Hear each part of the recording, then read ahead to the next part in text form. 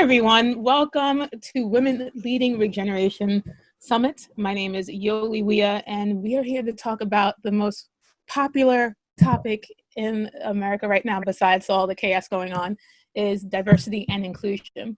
I'd like to introduce our panelists today. You can find out more about the panelists, each of them, on our program that's available to you through the chat and on the website. First up, we have Carlotta Mast. Say hi, Carlotta. Hi.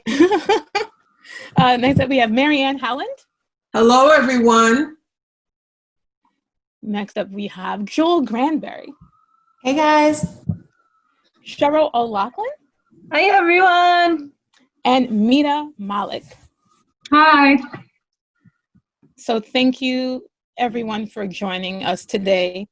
This is one of the hot topics in the country, and I wanted to start off by just getting a sense of what everyone's definition of diversity, inclusion, and equity is. And really short, like if you walk into a room and say, hey, what is diversity to you?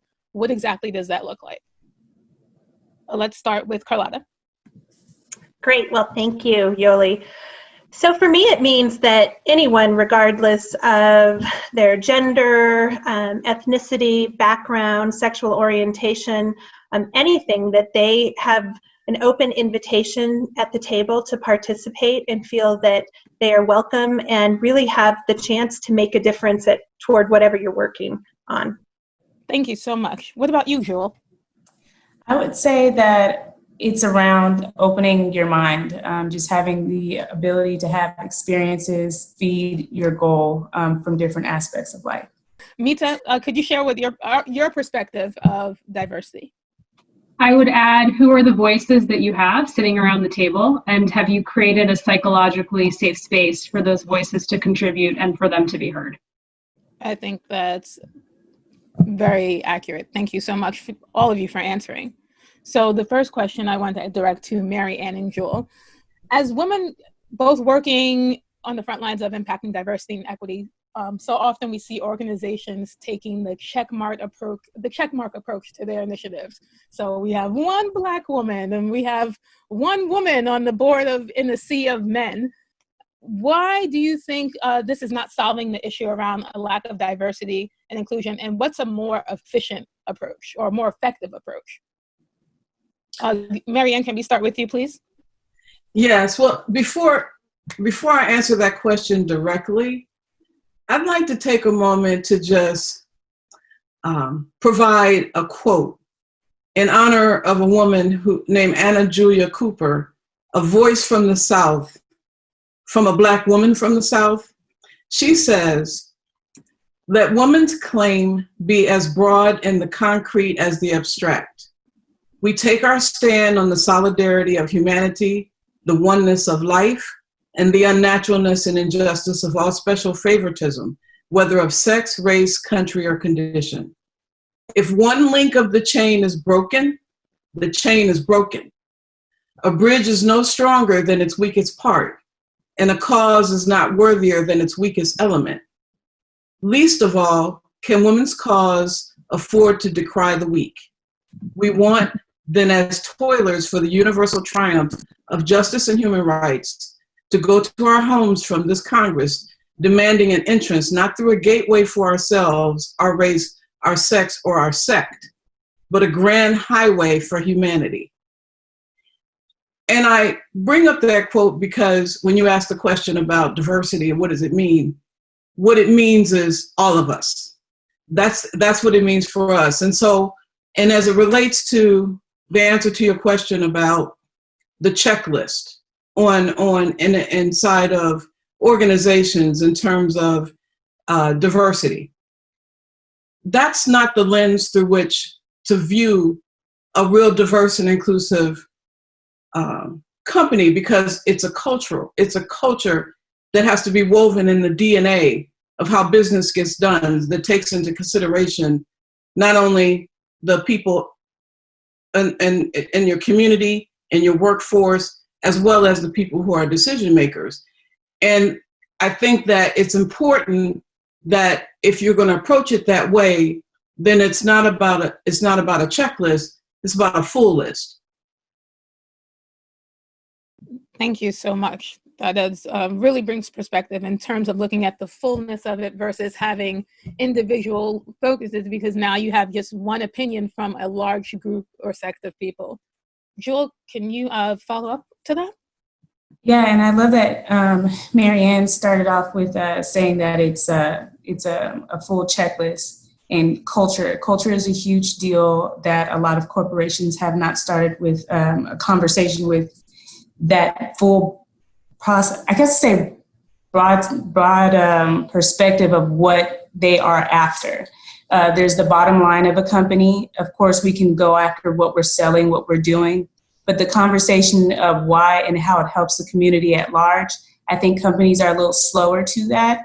And I think without just talking about the problem of that, but to find a solution, I think it's a matter of data. I believe diversity inclusion teams or HR teams should start tying numbers to why this is effective within their company when they make those changes, and actually look for ways to continue to not have a checkbox necessarily mentality, but more so of, okay, this is driving change and this is important, because every minority definitely understands and sees that they're a checkbox. I go to work, I don't want to talk about me being a checkbox. I just want to go to work like everybody else does. So it's just a matter of like, do you have a culture enough to challenge the managers, or is it still in that same corporate box of this is how corporate is done and this is just how you have to approach it in a hierarchy, versus we're all just people and we feed each other in different areas and aspects. So hopefully I'm not all over the spectrum with that, but. Well, you have to be a little bit all over the spectrum because it's such a broad spectrum of different cultures and race and gender and all these things that you have to take into consideration. So thank you for looking at that from that approach. Carlotta, speaking of, how are we doing in the natural and organic industry in terms of the area of diversity and inclusion?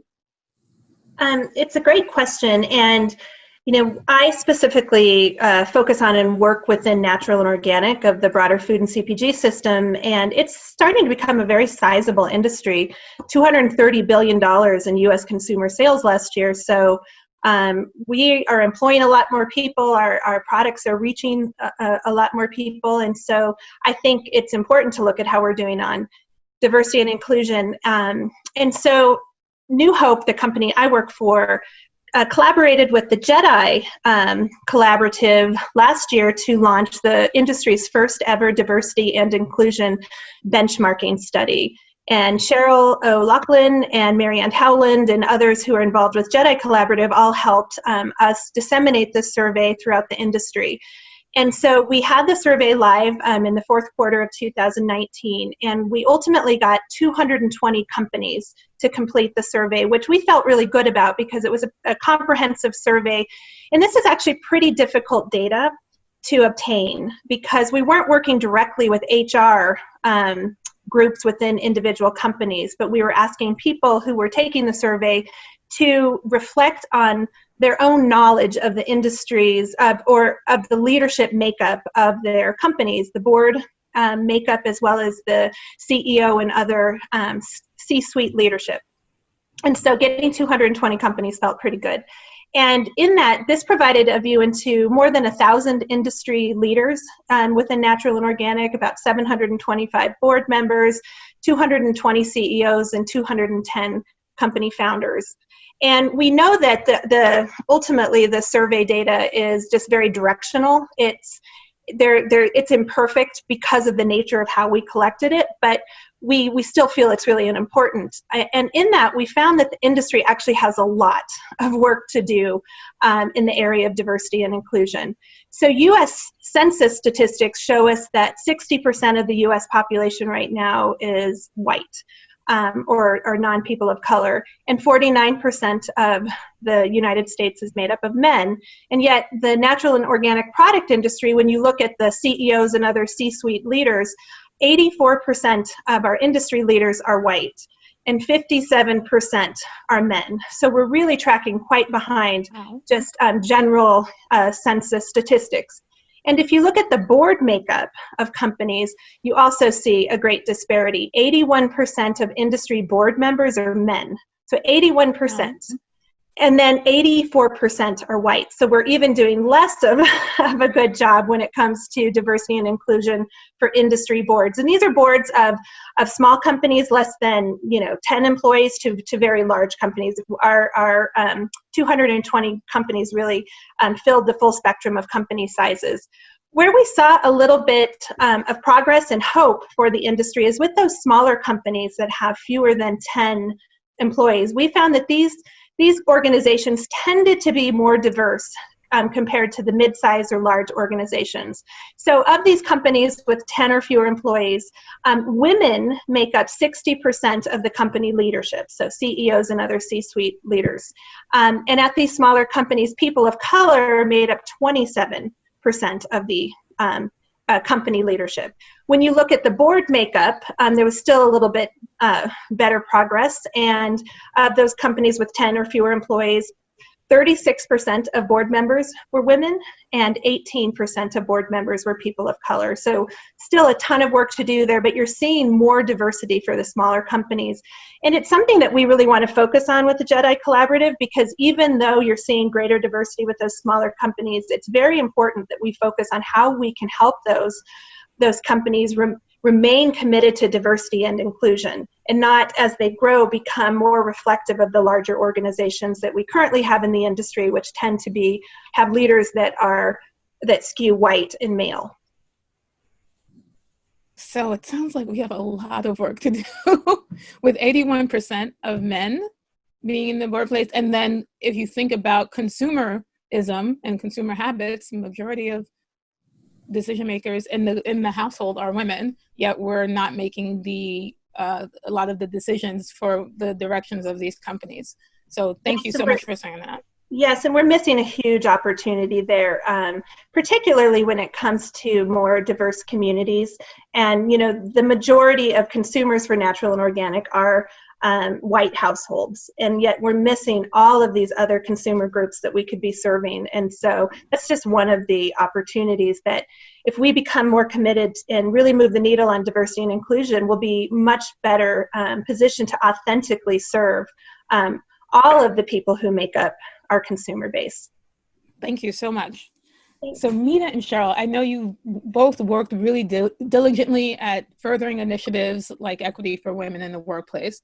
So first of all, Mita, congratulations with the recent announcement of Unilever and their positioning with creating equity amongst leadership between women and men in leadership positions at the company.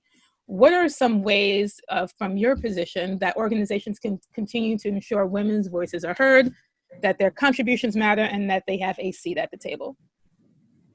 We are really proud, as you mentioned, that earlier this year we announced that Unilever globally is gender balanced at manager and above. And I always say this work is not a destination, it's a journey. So we're proud of that, and there's still a lot more work to do. At the end of the day, we have lots of policies and programs, whether you look at our paid time off for mothers, paid time off for fathers. The world of work for women can't change without men. We know that. Looking at mentorship, sponsorship. You can have all these things in place, and as Carlotta talked about, what gets measured gets done. You have to start with measuring something. But at the end of the day, it's really about the culture you create, and do you individually show up as an inclusive leader? And so what do I mean by that? Do you show up into the room and make sure the women are invited to the meeting? They have a chair, they have a voice at the table, that their opinions are heard and mattered? Do you then make sure that I, as a female leader, as a woman executive, have access to the right opportunities, the right visibility projects, P&L experience? Do I have access to senior leaders who can be my career sponsors, which we know are different from mentors? Who's talking about me when the door's closed in my career, and who's advocating for me other than my line leader, who, depending on where you are in your career, you might not have a great relationship with, or you might have a great relationship with.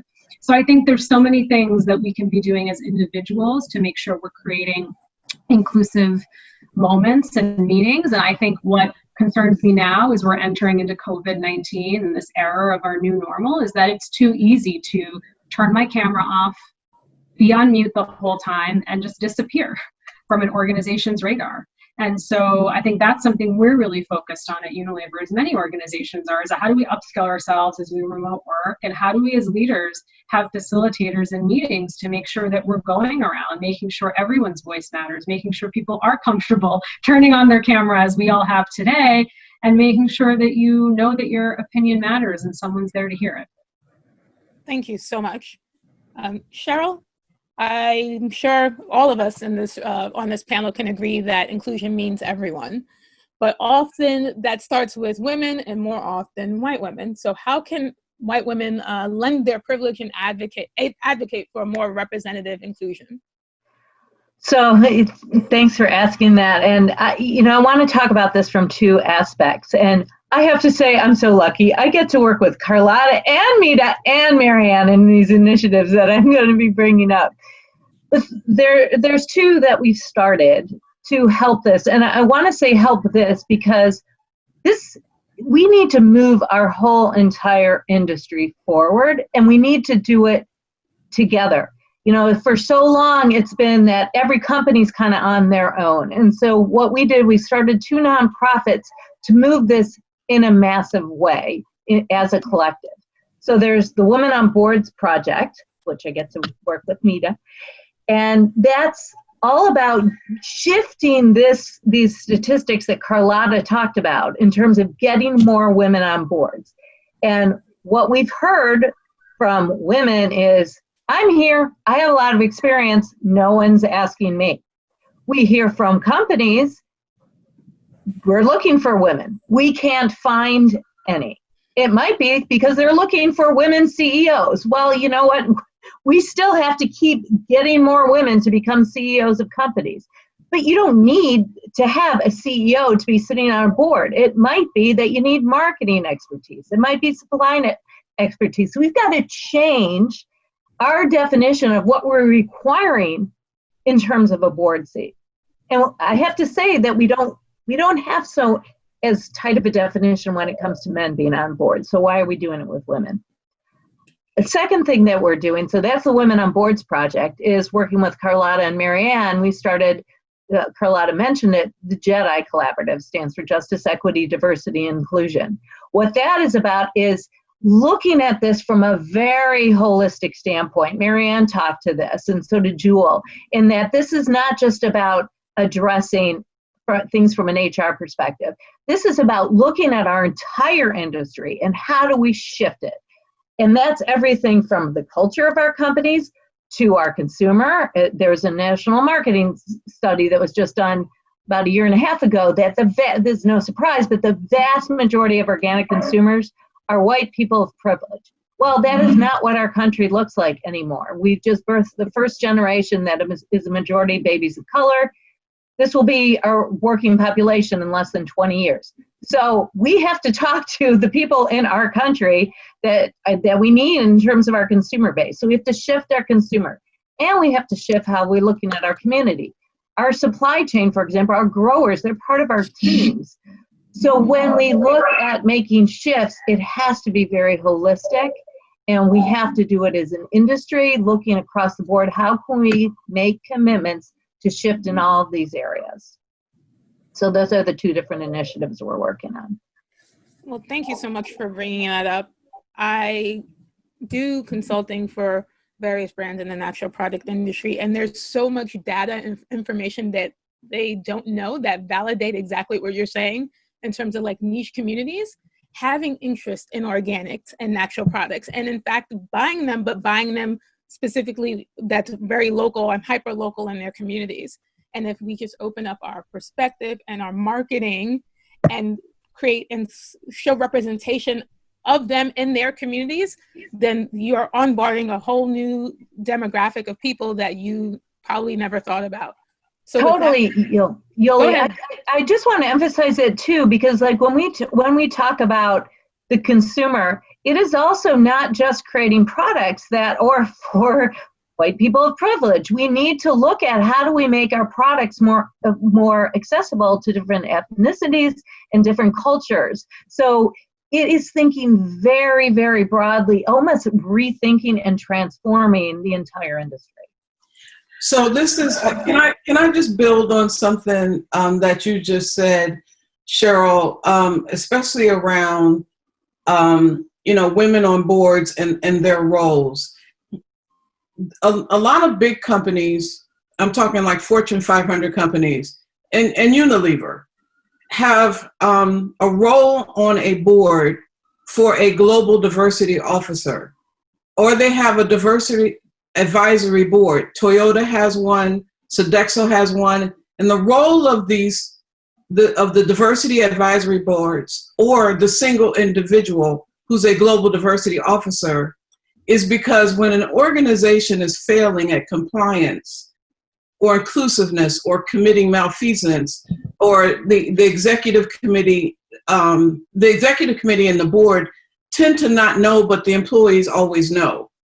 So it's really important that you have oversight with a leader that has a primary focus on DEI as an ESG goal, developing inclusive behaviors, valuing differences, and understanding power and privilege, who's on the board. And that person needs to be clearly a woman, person of color, somebody who understands the organization top down, from decision making to the bottom line, where all this stuff gets integrated, and is holding the organization accountable to move it forward. So if you look at the top Fortune 500 companies that are making the most money in the world, they tend to have these people in place because they understand that the global marketplace is a multicultural marketplace, and that in order for them to compete effectively in it, that it's a numbers game, but you need to have people in those roles to help guide you through that. And so I just, when I look at, I just was on a small company board, and quite frankly, I just resigned. And I resigned because I saw what was happening, what you just described is evolving into a all-white male board. And what I noticed among the leadership is that it's the leader's role of the board to engage or to maximize, leverage the contribution being made by each board member. And I could see that began to shift to a place where it was making me feel very uncomfortable. And I realized that it's moving into the phase where we don't want to go. But so I just felt forced to resign and point that out to them, that this is what was happening. So all that to say that there needs to be this constant oversight and respect for the leadership role that comes through sponsorship, someone paying attention to make sure that, a company has the right governance in place to pursue those goals. And I can speak directly to Toyota, as I was their national spokesperson and consultant for the Toyota Green Initiative for over 5 years. And that was a program specifically designed to focus on the African American market and talk about health, wellness, and sustainability. And they spent a lot of time and effort on collecting that information and data because they realized everyone drives a car in some capacity. So they invest time to say, let's look at all these different communities and how we can market to them and create community with them. So with that in mind, how do we as women make sure that the core issues that matter to us aren't backtracked due to the COVID-19 instability? And that's for everyone.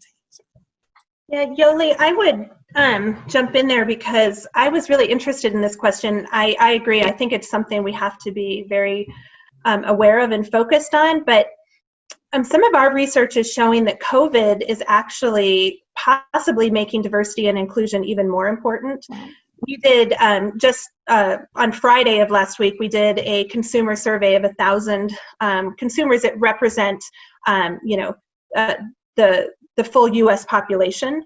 And what we found is that 77% of those consumers that we surveyed reported that health and wellness is more important to them now than it was a year ago due to COVID, because more people paying attention to the value of your underlying health and how it can help you prevent getting really sick when these kinds of diseases spread.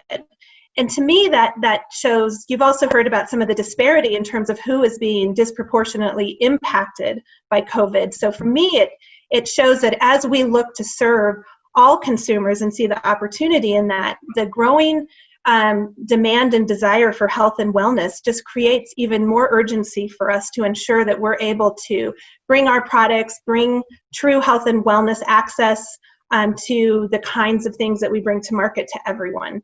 So that's one way that I'm seeing COVID potentially just create more urgency around this issue. And hopefully we'll see it as that opportunity that it is for our industry really to grow as we serve everyone. I believe corporate started off, like I was saying at the beginning of the call, in a certain type of culture of how we approach the way that we come into a close proximity of working with each other.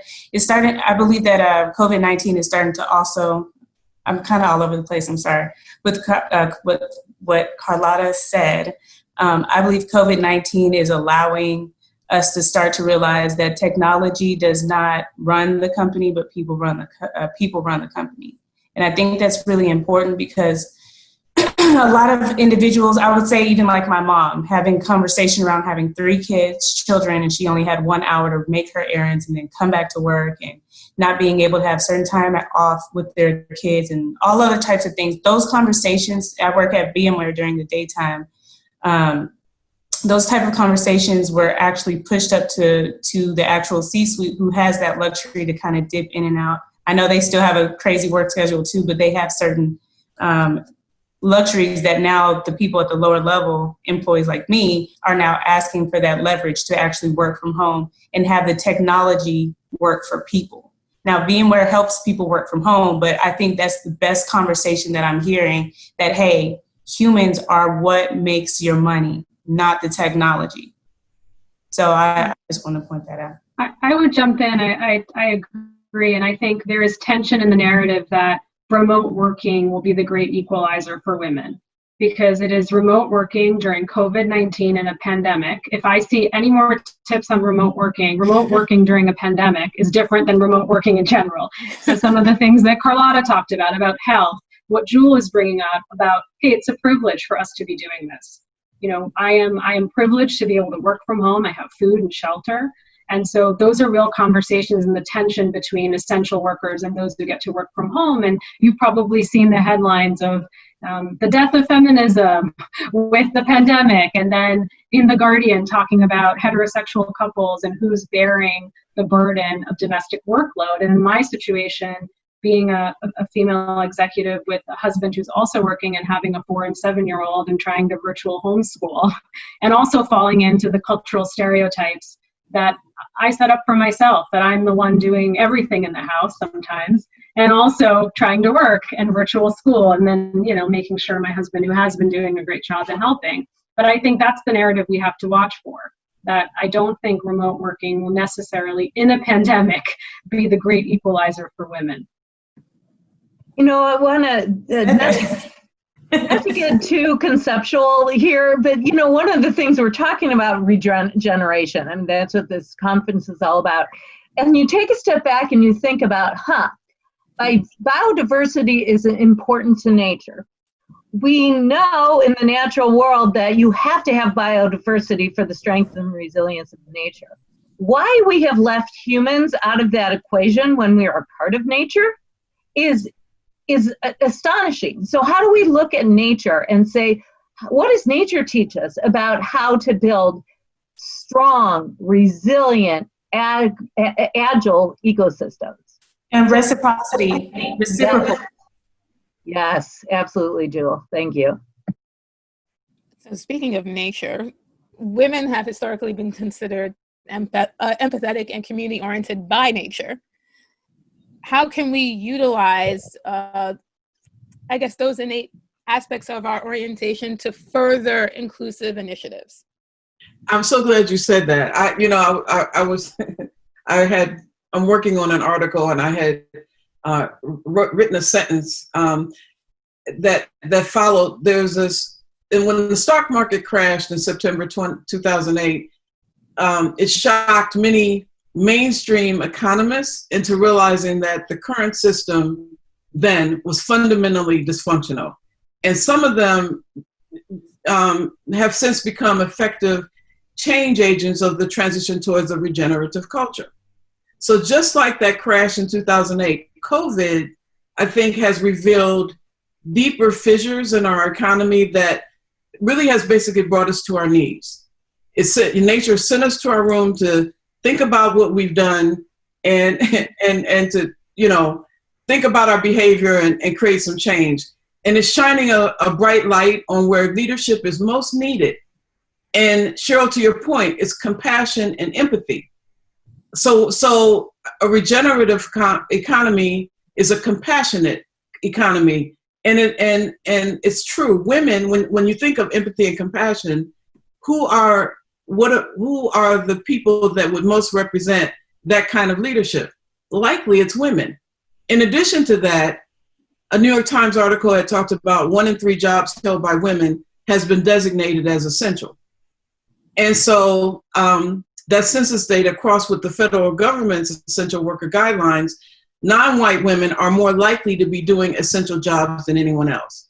So when I think about resilience, when I think about, being smart about how we rebuild our economy, what better source than women, and women of color who have been on the front lines, who understand at a very basic level what the most critical needs of an economy are, where the opportunities are as it relates to human rights, as it relates to worker rights, as it relates to those things that help our economy and businesses run fundamentally. Why aren't we tapping into that resource? Sorry, Joe. Go ahead. I also wanted to say I wish that empathy and community and compassionate wasn't like a feminist word, a feminine word. And I believe COVID-19 is starting to make that those qualities that they consider soft that we're bringing into corporate. COVID-19 is actually giving us that opportunity. And I'm just so happy that it's an act of God, even though it does come at a consequence. But it lets people know that it's going from those feminine words to now it's a survival word. And it keeps our companies relevant. If you do not act within the relevancy of what they consider soft is now necessary to keep the employees there, keep people wanting to consume and have a demand for what they have. If they don't, when I say they, if bigger companies do not catch on to this one part of what the culture needs to now change into through COVID-19, they'll miss out on the relevancy. And that will be at a huge disadvantage. And yes, that's why I feel like it's funny that feminist is like going away. I don't know where that's coming from, because we're now starting to see empathy within each other as a human versus, woman, man, black, white. And then it's going to start to open up that conversation of like, who are you versus, what we want to marginalize you as, despite the data. The broad stroke will bring in more people to start to have a greater conversation. Yeah. And I think I agree with that so much. And I think the place where we're already seeing women in particular lead is in the area of collaboration. And collaboration is going to be so critical as in the COVID and post-COVID world. It's been interesting to see different companies that might be considered competitors collaborating. And I first saw this true force of women as collaborators when I got involved with the Climate Collaborative, which follows a very similar model to what we're building with Jedi Collaborative, but it was all women who founded this organization and enabling companies that, again, on the surface might seem to be competitors, actually working together toward climate action and climate solutions that are really starting to make a difference.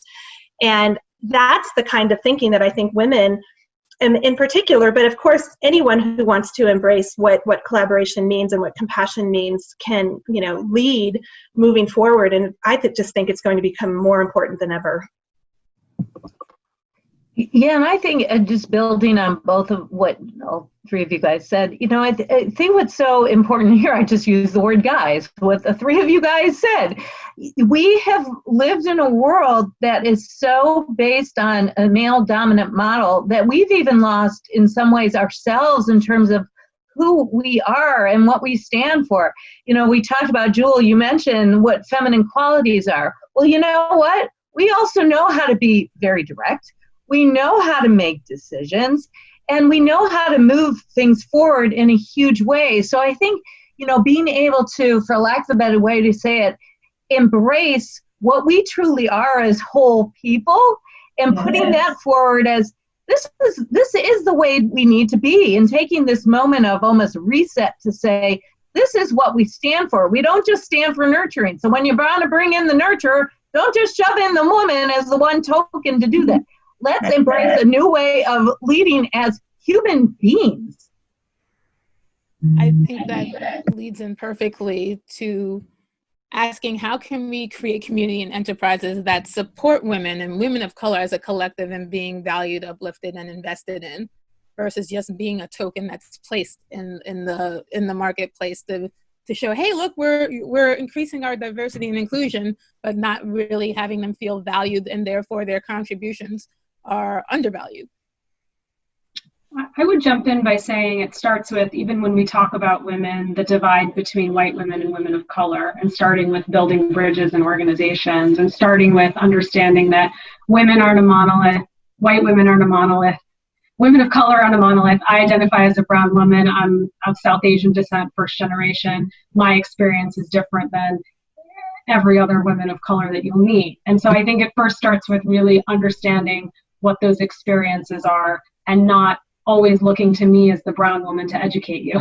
We might have a relationship like Cheryl and I do, where we can do that, we have safety, but not always thinking that because I'm the brown woman in the room, you can come up to me and ask me what I think on X, Y, and Z topic, and I will know all. That's not the case.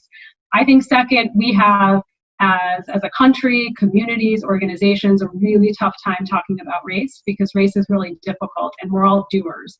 And so if I want to talk about experience I've had with Cheryl, and mentioning Cheryl because we work a lot together, there's not going to be closure. And it's okay if she listens and knows that she's not going to fix it for me. I'm sharing for her to gain empathy. And it's not that in that moment that she's going to fix it. And that's uncomfortable, because people sometimes unknowingly will try to fix things, and it's intent versus impact. These things aren't fixable. And I think the third thing is, which was what we're doing with the Women on Board project, is being an advocate for all women, and in particular, women of color. So if you have somebody who comes and asks you, hey, I'm doing a piece on women in remote working, Nita, who would you recommend? For a moment, just think about what that diverse slate could look like. Think about that when it comes to a job opening, when it comes to an assignment in your company, for a board position. And so just take that moment to really think about who you're recommending and why. And I think those are just some simple ways to really advance the working conversation. I want to also say, because I love it, what you said about opening up. Whenever you do look to be an advocate, because this is like a conversation on repeat that is really getting more and more grotesque to hear, because it's really easy just to say, hey, I know someone that you can reach out to, and it's not another Black person because I'm Black. You know what I mean? Just open up your circle to realize, just because I'm Black, I just don't relate to Black people. And that's just the same as anyone else. And that's if you choose to open up your circle that way, of course. But also, it's just the idea of something as simple within the workspace of a job description and looking to see who you would put up for that job. We have to change the way we do something as simple as a job description too. Those are just a bunch of ways of making someone feel like they're not adequate, which is, there's many transferable skills that people can be able to relate and make their way in through the door. And it's just broadening the conversation of either bringing someone up to that platform or trying to figure out ways that you can relate if someone expresses interest, versus just shutting it down, saying you're not up to the manager level or you don't have that perspective. It's just more so of saying, well, let's invite a broader conversation. That might start to encourage ourselves to be able to say, how can we be inclusive to all different types of backgrounds and people, versus saying this is how I would choose you are marginalized. Just start to look at your marginalized, indicator, because some people do it and don't even know they're doing it. And just find different ways to just connect with the person who's just really pouring out their heart. To ask for someone to ask you for a job, or do you know something, that's vulnerability. And you can't just shoot it down by where you think you would section someone off. It just takes a moment just to go, okay, what are they trying to say to me? And not try to assess with your own senses, but more so of like, what are they trying to bring to the forefront? And then look on ways on how to shift through your own resources. You know, of course, it's really up to you, but what are your resources to be able to be a help to someone who would, by happenstance, trust you enough to be vulnerable with you to say, I'm needing in this area, or what is your perspective in this area? So I think that's perfect, because for, people look at the surface and assume who you are based on how you look. And most people look at me and be like, and I say, oh, I listen to Guns N' Roses from time to time. They're like, what? You're like, that's not, like, you're not so, why is that? I wanted to ask Carlotta specifically. I work with New Hope often, and they have such a woman-centric and encouraging, uplifting, like, I love working with New Hope because there's so many women who, they have a community that is always pushing the envelope, looking for the next, and they work in collaboration with each other and with the people they bring in. So I wanted to ask you specifically, what are some of the things that have made that such a holistic, women-centric community? That's a good question, and thank you for sharing that feedback. When I think about the team that I work with, I would agree that we tend to, what I think helps is we tend to bring our whole selves to work. We really create a culture that encourages and appreciates and empowers you to bring your whole self to work. We practice a lot of conscious leadership, which encourages curiosity versus needing to be committed to being right. We practice 100% responsibility, so we support one another and we take 100% responsibility, but we don't try to fix everything for everyone else. So some of those things I think help to create our culture. We're a media and events organization, and we have just had the ability to hire a lot of women, where we are still, I think where we need a lot of progress is hiring people of color, women of color. There's a lot of work to be done there. And then, of course, above us through our corporate structure, there's a lot of work to be done on bringing more diversity and inclusion. But I've really approached some of that in this way, that we're one of the highest performing groups within our large global company. And where we get a lot of attention and notice because of the way we perform. And then when you start to peel back, like what's happening, you see that we have a lot of women leaders, and we have this culture that celebrates one another and celebrates collaboration and being able to bring your whole self to work. And so I'm hoping that helps to shift the culture above us as well, and show that you can have a lot of strong business performance by having these kinds of cultures. But it's just one aspect, and I think we still have a lot of work to do, but I appreciate the question. You're welcome. So I want to also have an opportunity, because I know we're going to be closing soon, to make point out a helpful piece of advice for people who are listening, who are new to this work of diversity and inclusion within their own organizations, want to reach out to include more women, more people of color, but maybe have a lot of work to do. In other words, they may be an all-white organization, or they may have all-male leadership. One of the things that's really important to think about is there is a condition called the only one in the room, which makes it really difficult for anybody who's coming inside a culture or an environment where they are the first. It's hard to be the first. It's hard to be the only one. So being mindful of what that experience is going to be from that person feeling comfortable about having a voice, standing up, speaking out, and maximizing their contribution as their whole self. So one of the things to think about is the culture that you're bringing them into. And one of the things I say to many of my clients, corporations, is think, if you have an open position, try to create another one and hire 2 at a time. It makes it so much easier when coming into an environment, especially if 2 people are new. when you have an anchor or you have somebody to bounce an idea. Somebody just to look across the room and have eye contact really kind of helps build in a level of support. So when you're thinking about this steps of beginning to create a more diverse organization, I would almost always, if you can, start 2 at a time. That way, at least you're building in the ability of retaining that person.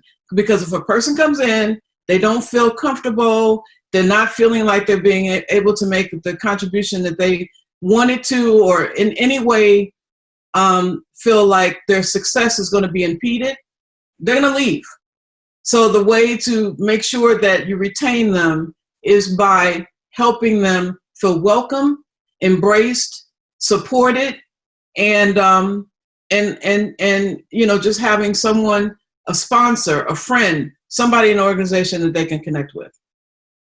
Can I build on what Marianne said? I think that's so important. And one of the things Marianne helped us, and so did Carlotta, in building this out, if people go onto JediCollaborative.com for that nonprofit, you'll see different commitment areas, which kind of building on what Marianne said will help people to understand what are the tools I can use, the partners that I can work with, the things that I can do very tactically to move forward with some of the things that Marianne's saying. So what we're trying to do in Jedi Collaborative is create a platform for action so everybody's not on their own and figuring this out.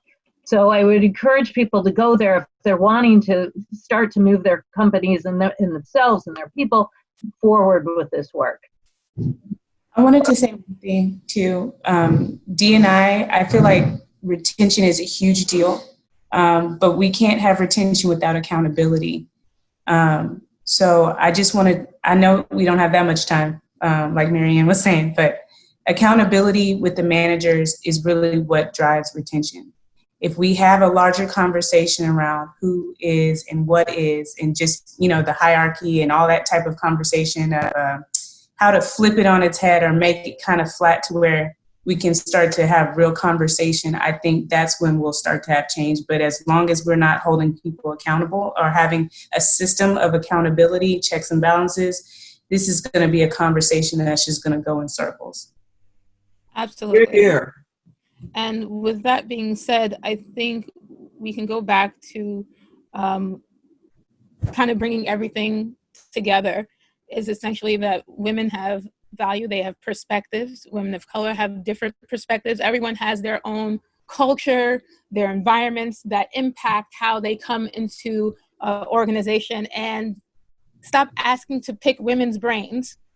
Provide space for them to be a part of your organization versus, hey, can I ask you about, can you speak for all the brown people in the world? And that's not necessarily the case, because my experience in New York is different than someone's experience in California or in a different part of the world. So as we close up, I would like each of you just to share one 30-second insight of your hope and aspirations for creating more inclusion and diversity in your life. Let's start with Carlotta. I just hope, again, to see the ability to have everybody, regardless of who they are, what they look like, their background, feel that they truly are invited to participate and can be part of the innovation engine that we're going to need to create the kind of world that we all want to see moving forward. Mita? I would say building empathy is about learning about experiences other than your own. And so I really encourage all of us to think about, how does that start at home? Where do we live? Who do we spend our time with? Who are we doing virtual coffee chats with? Who does our hair when we did have our hair done? Or you're doing it at home? Who do you go out for dinner with? Who in your own life and community are you surrounding yourself with?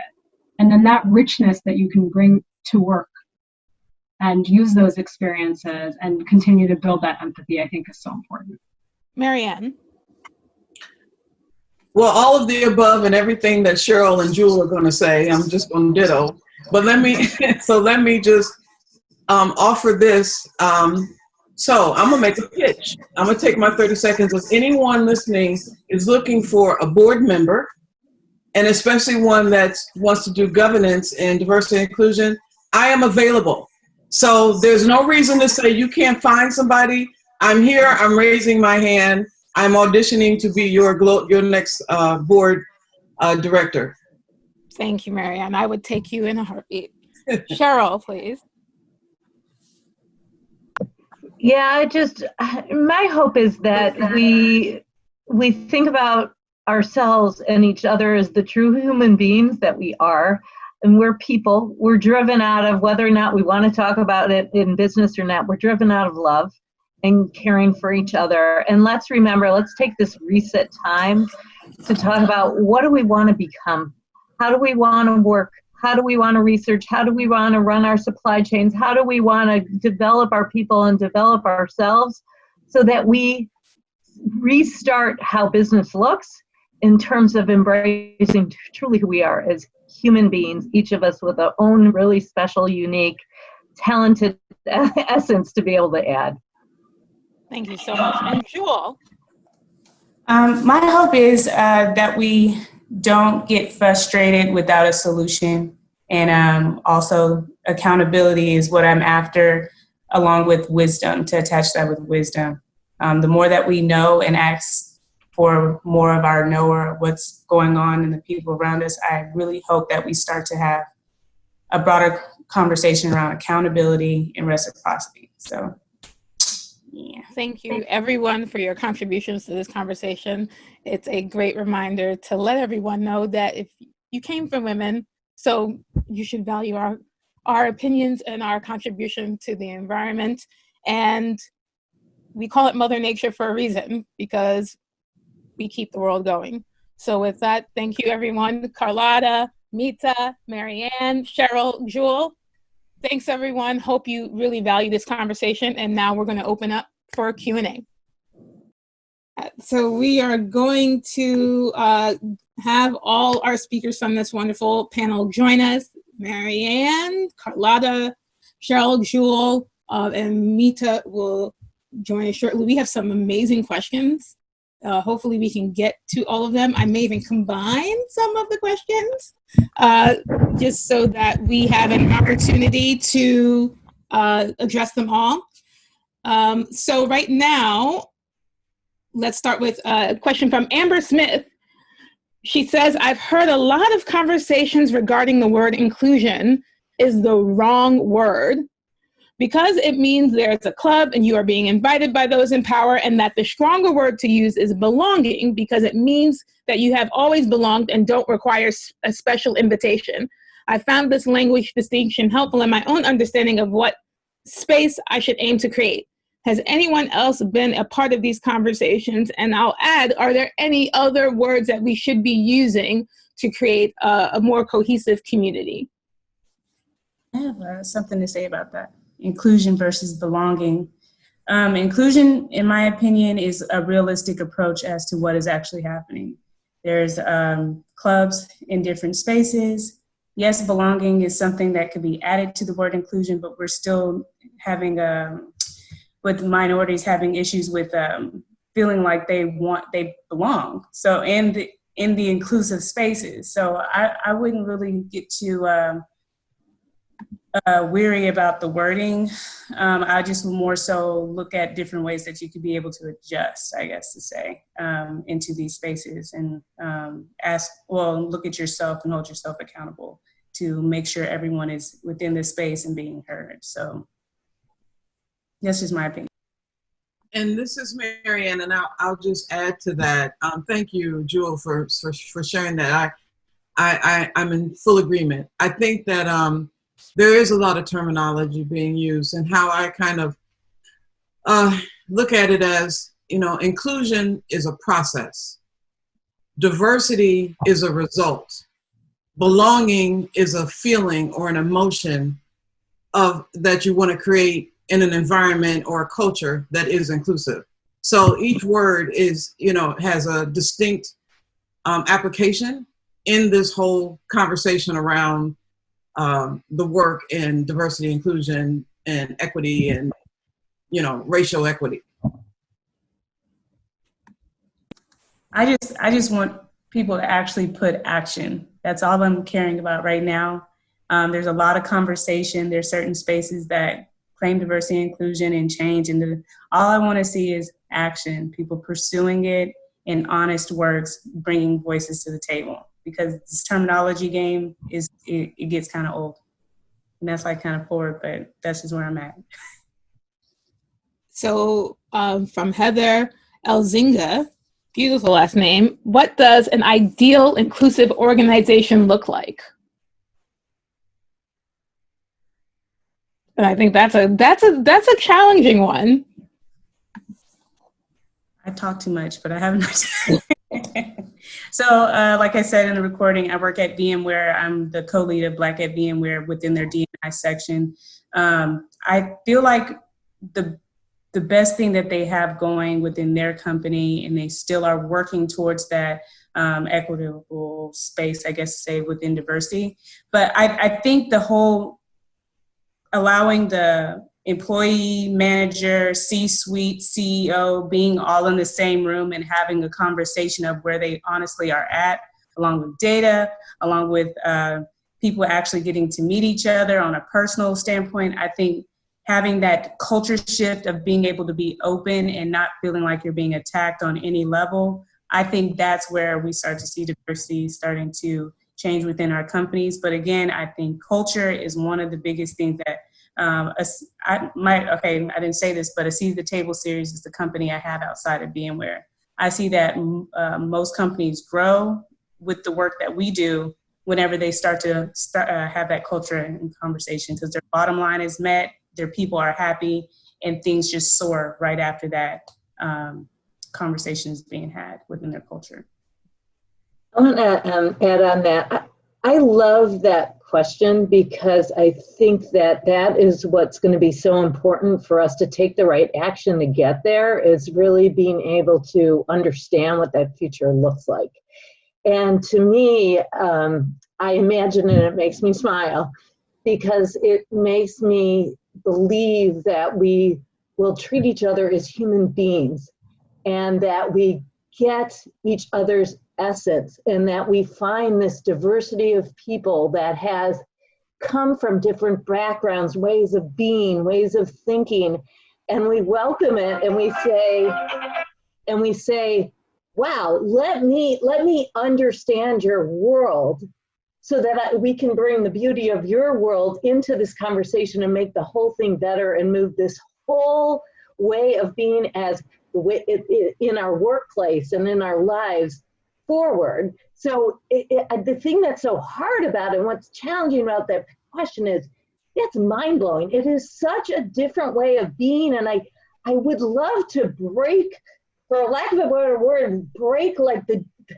cell that we're in that has this way of living and being and working that's a certain dominant way of thinking about it. This is a whole different way. So how do we collectively start to get people to imagine this new future? So thank you for that question. It's so important.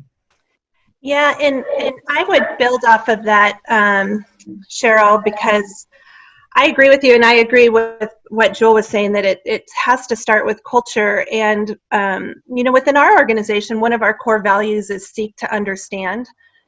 And that has helped us to bring different groups together, and people from different backgrounds, and, trying to always keep top of mind this question of what can I do to better understand the perspective and the position that someone else might be coming from. And then as part of that, we try to think about, always having the most generous interpretation of a response or a reaction versus, assuming that somebody, had poor intentions or ill intentions. We assume that we're just, that we need to do more to seek to understand. And so that's helped a lot, I think, to create some sense of belonging. I love that word. I think it's a yes, and it's inclusion and belonging. But I think that's, if you can incorporate, they seem small, but they can really change a culture in an organization and create a space where everybody does feel that they belong. So those are just two ideas I have from my own organization that I've seen transform the way we interact and treat one another and connect. So our next question is from Angela Lynn. And Angela asked, for the white women panelists, what obstacles prevented you from actively including women of color, and what support do you or did you need to start making those steps? Wow, that's a profound question. I think back to my organizations and what made it hard. I'm actually going to turn to a colleague that I was talking to recently, who his name is Ibrahim Basir. He runs Dozen Cousins, and we were talking about he's in the process of developing a way to have communities of color around the country be able to come together and have access to leadership opportunities. And as he's building that, one of the things I've asked him is, what have you seen when you're out there? And he's a Black Muslim, and he said, I'm running my company and I'm trying to find people of diversity to be part of my organization, and I'm having a hard time because they have not been included in the industry for so long that you can't find people that have even moved through leadership. And I bring up what he said because I found the same challenge, and I have people who have said to me, I found the same challenge in looking for women. We have to find a way to bring forward people within our industry that have been invisible, and we have to bring forward people outside of our industry that are not visible. And so this is a whole shift. And I think, yes, I'm a bad actor. I've been part of these companies. I'm trying to include people, and I'm not finding all the people. So yes, shame on me for not being able to find a solution. But right now, that's what I'm doing. I'm trying to find a solution through the Gen Collaborative, through Women on Board, so this whole thing shifts and we don't have this problem anymore. So right on, I'm a bad actor, and I think we're all bad actors because we're unconsciously repeating business practices because that's the way things have been done. That's what the normal has been. How do we create a new normal? Mm-hmm. We have a lot to add on to that, other than I totally agree with Cheryl and feel that it's been very similar in our situation, my situation. But I think one of the things I'm learning through COVID is how much we can get done digitally. I'm based in Boulder. Our organization is based in Boulder, and we can tend to use the lack of diverse candidates that might apply for a position as an excuse for why we don't have more people of color in our organization.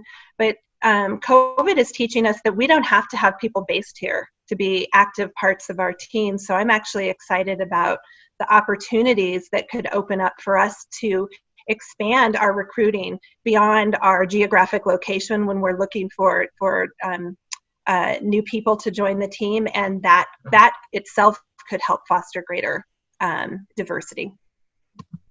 So we are out of time already, and we could probably talk about this for another hour. I would highly encourage you to reach out to some of the women here on our panel. I'll end by saying with a comment from Harriet Bernard. She says, corporate women and women in leadership are in a unique position to push actionable results and align with men who have willingness to address these challenges as well. So create alliances, create networks, and as Stephanie Shipp said earlier, as you climb, bring someone up with you. So I'll hand it over to Selene, who will take us further in the program.